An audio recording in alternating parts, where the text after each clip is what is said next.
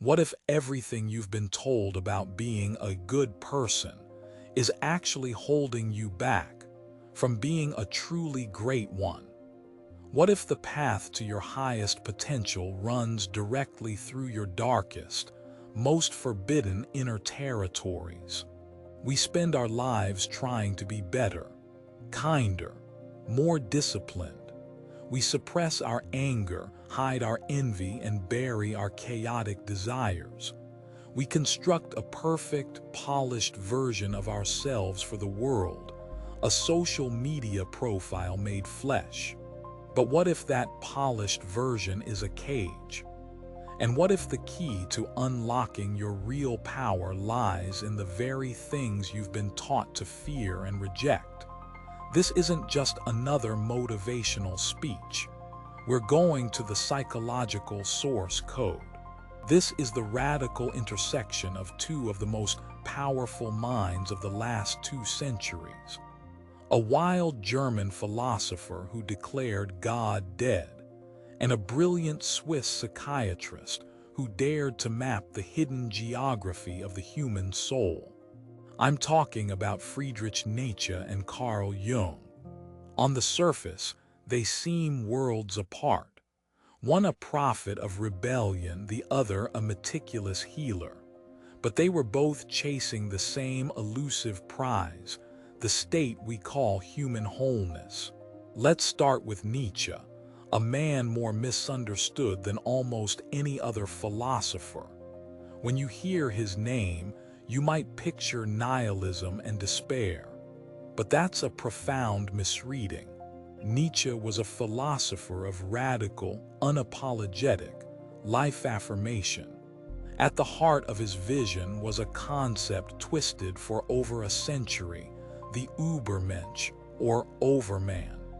It's not a superhero in a cape, and it has nothing to do with dominating others. The Übermensch is a psychological ideal, the person who has finally overcome themselves. You see, society gives us prepackaged values. Be nice, follow the rules, fit in. Nietzsche called this herd morality. It's designed for safety and comfort, and it's a recipe for mediocrity. It creates what he called the last man. The last man is Nietzsche's ultimate nightmare. He wants nothing more than comfort and an easy life. He takes no great risks, feels no great passions, and seeks only a life free of struggle. He is content, blinking in the sun, but he is also pathetically small. Does any of that sound familiar? The Übermensch is the total opposite. This is a person who has looked into the abyss of a meaningless world, and instead of despairing, they create their own meaning. They forge their own values from the fire of their will. They become the artist of their own life. But how? How do you forge your own values in a world that's screaming at you what to believe? Nietzsche's answer was a challenge. You must embrace everything. The joy and the pain, the creation and the destruction, the light and the darkness. And that descent into darkness brings us to our second genius. Decades later, the psychiatrist Carl Jung was exploring this exact inner territory. He was treating patients who were torn in two, at war with themselves. They were respectable people, haunted by dark impulses they couldn't explain or control. Jung realized our conscious personality, the person we think we are, is just the tip of the iceberg. Beneath the surface lies a vast, hidden continent, the unconscious. And in that land lives a powerful and often frightening figure he named the shadow. Your shadow is the psychic container where you stuff everything about yourself you refuse to acknowledge. Your raw rage, your biting selfishness, your deep insecurity, your taboo desires. It's everything you are but have decided you shouldn't be. The more perfect and good, a person tries to be on the surface, the larger and darker their shadow is likely to be. Because all that repressed energy, it doesn't just disappear. It gets shoved down into the psyche's basement, where it festers and grows stronger in the dark. And here's the terrifying part. When you ignore your shadow, it doesn't stay put. It seeps through the floorboards. It starts running your life from behind the scenes, pulling your strings, making you do things you can't explain. This is why you see people with perfectly curated lives suddenly erupt in self-destructive behavior. It's the shadow demanding to be seen. But most often, it projects itself onto others. Ever notice how the most self-righteous people are obsessed with the sins of everyone else?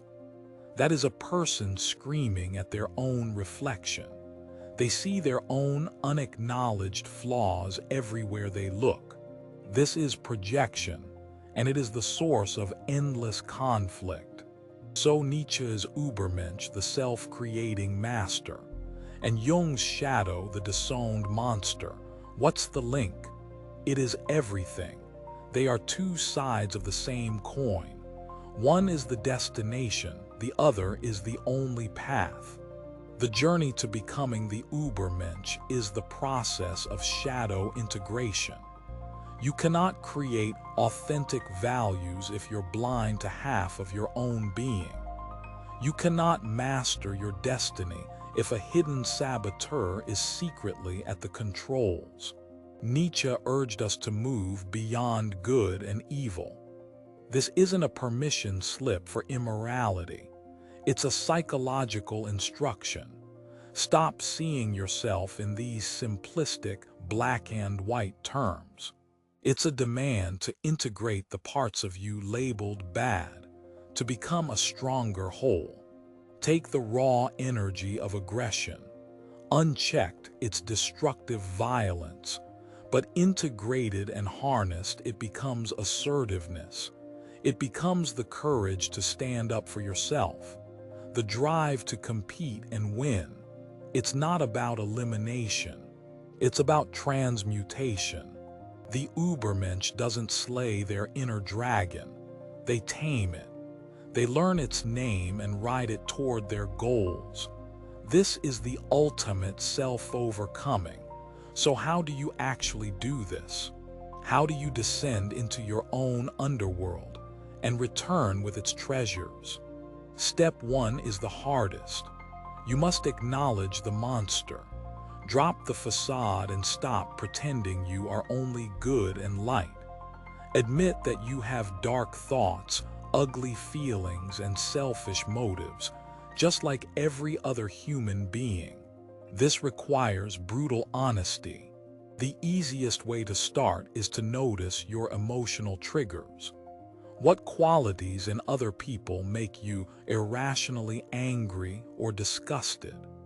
That intense energy is a giant, flashing sign pointing directly at a disowned part of yourself. That is where the work begins. Step 2, engage with it in a controlled way. Jung advocated for shadow journaling. Grab a notebook and give the shadow a voice. Ask it questions. What do you want? Why are you so angry? What are you afraid of? And then you let it speak, without any judgment. Let the answers flow, no matter how ugly or strange they seem. What secret thoughts are you ashamed of? Who do you truly envy? If you could get away with anything, what would you do? This isn't a plan of action. It's an act of making the unconscious conscious. Step 3 is where the magic happens, finding the gold in the darkness. For every negative trait you uncover, there is a corresponding strength buried with it. It's the other side of the same energetic coin. Your job is to find it and reclaim it. Let's say you discover deep primal anger. Society says anger is bad, but what is its gift? It's the energy for setting boundaries. It's the fuel for justice and change.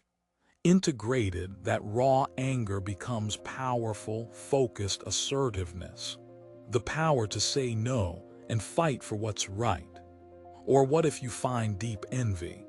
A feeling we're all taught to be ashamed of. But what is envy really telling you? It's a compass. It's pointing directly at what you desire but feel you can't have. Integrated, envy becomes ambition and a clear map for your goals. This is the great alchemical work, turning psychological lead into gold. You are taking the raw, primitive, and destructive energy of the shadow and transmuting it into conscious, creative tools for life. You are bringing the monster out of the basement and giving it a job. So what happens when you do this?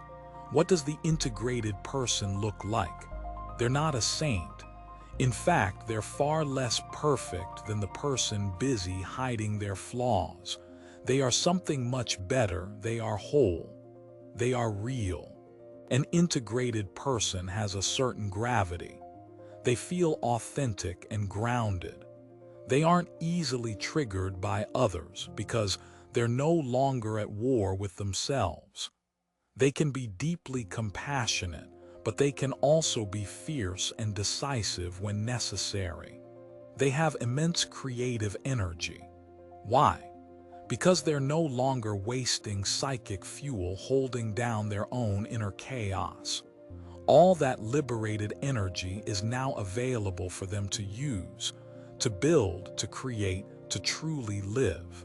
They develop a wicked sense of humor, especially about themselves. They can laugh at their own flaws because they have owned them. They've replaced crippling shame with the unshakable self-awareness they earned through their own courage. And they embody what Nietzsche called amor fati, a love of one's fate. They accept everything that has happened, the good and the bad, as necessary for their growth.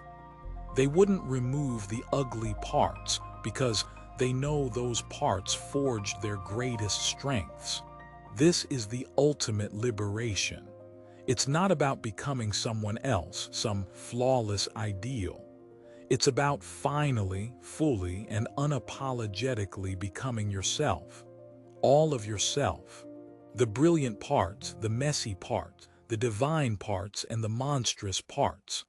The path laid out by Nietzsche and mapped by Jung is not an easy one. It requires real courage. It requires you to look at the very things you've spent your life running from.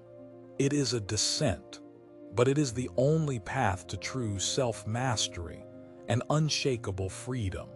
So the choice is yours. To be a passive passenger, driven by inner forces you don't understand, or to grab the wheel with both hands. The question isn't whether you have a dark side. The real question is, how long will you let the good person you pretend to be hold you back from the great one you're destined to become?